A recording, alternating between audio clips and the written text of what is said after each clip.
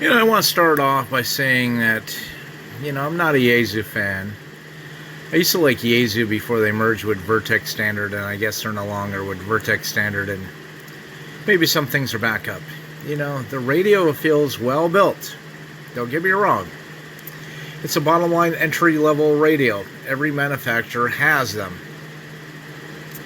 But the way that you have to do this, like programming, for example, you got to plug it into the wall wart charger, then plug in the USB cable that's plugged into the computer, make sure all your drivers and everything installed there, disconnect the power cord, then you hold down the AMS button, you plug the plug back in, then it comes ADMS back up on the screen, I believe, and then from there you can read and write and program it.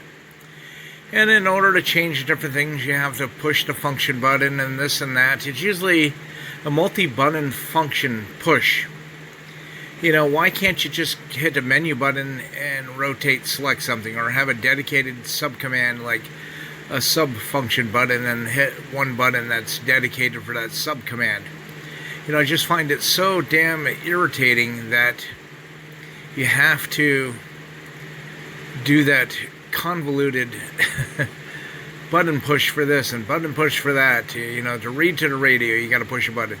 To write to the radio, you got to push a button.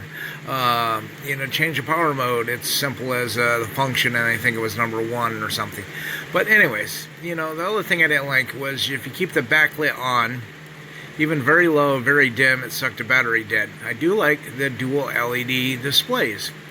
Group mode button, if you ever have anybody in your area with group mode, it's nice. But like I said there, if you watch my other video on it, mine went up in smoke. It went poof on the first transmit.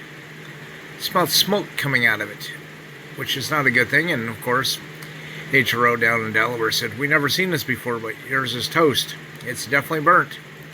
No RF output." So, is that the luck of the draw, or is that my curse of Yeasu? Like my VX5R went up in smoke. So I never did replace this radio. So anyways, it's got some quirks.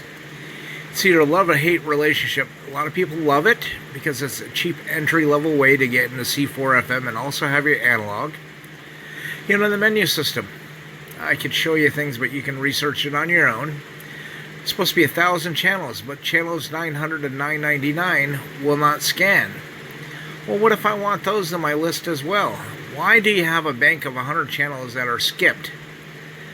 Unless there's something that you're going to interfere in, don't want to listen to. The only thing I can think is like 5 or 10 weather channels maybe. But anyways, the display is nice to read, but unfortunately the low backlighting and the amperage of the battery, it sucks the battery dead real quick. Just too many things that I don't like about this radio. So anyways, if you're going to get one, caveat to mTOR, and hopefully yours don't go up in a puff of smoke.